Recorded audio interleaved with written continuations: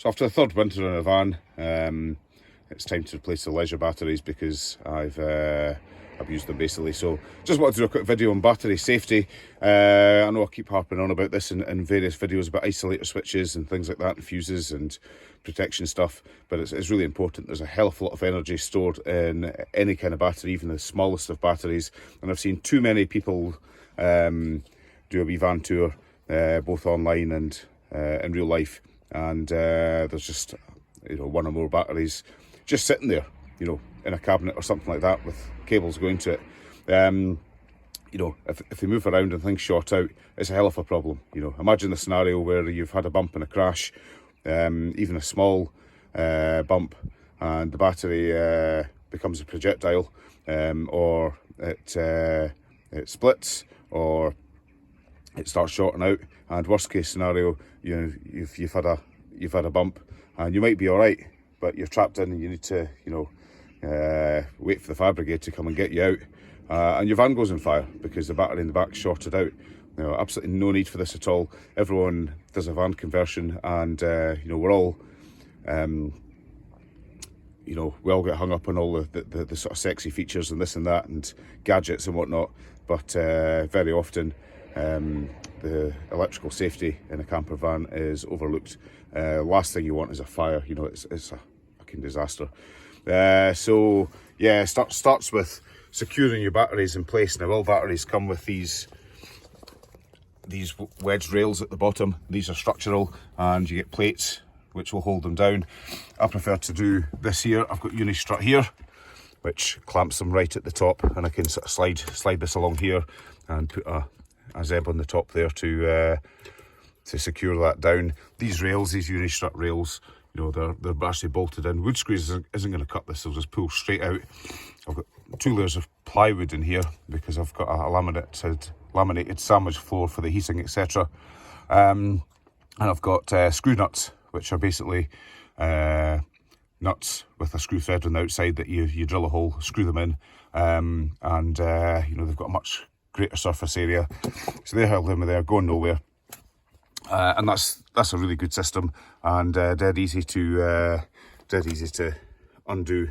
I've just got the zebs in the top, finger tight, and sort of all cables are clamped in place, and also protected where they go around sharp edges, so things like that. And of course, isolator switches.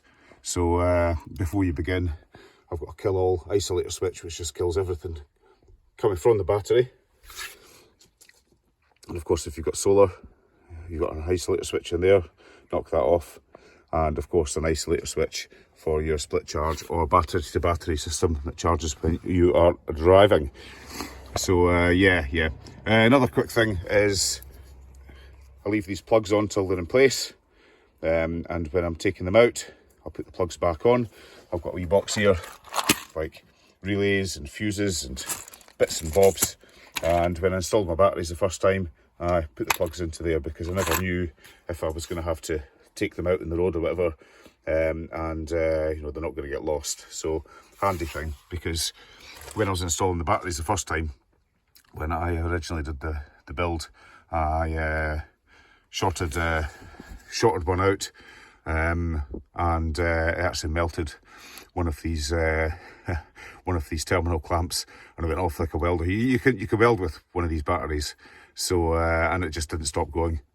So yeah, hell of a fright. So yeah, just be very, very careful, and just take them off one at a time. But handy things to keep as well. So a few sort of safety tips there for the batteries. Incidentally, these are 130 amp hours, 2 of them. Of course, with lead batteries, you can only run them down to 50%. In effect, I've got 130 amp hours with the 2 connected in parallel. These have been really good, no complaints, really durable. I'd say taking lots of abuse. I've got all the usual campervan stuff, plus a massive 240 volt inverter. I've got a 110 volt inverter there for power tools, which run off the back, and ultimately that's what's killed it. Is I was working on a job fairly recently, and it was running a mag drill off the 110 inverter, and I should have had the engine running, and I forgot, and that just absolutely killed the batteries. I've soldiered on for a couple of months, but I thought I'd just get a couple of new ones. They're fairly inexpensive. It was under 200 quid for these delivered. So yeah, no major sweat. So there you go. Some thoughts on battery safety. One last thing, so there we go. That's everything bolted down tight. Handy thing to keep is an insulated spanner for your battery terminals. Doesn't really matter for the negatives, you know, because that's everything your van's negative. But if I was tightening this live here and I made contact between that and the cable tray, you know, I shot that out in a bit of spricking, sparking, smoking wafting, as the Germans say. So insulated spanner is the way to go there. This is 13mm, and it's pretty inexpensive, you know, 7 or 8 quid off Amazon. So handy thing just to keep in your van, you know. Own the van, own a couple of tools that's going to get you by on the road, and it's conceivable that you may have battery stuff to do on the road at some point or other. So yeah, good wee handy thing. Hope you found this useful. Cheers.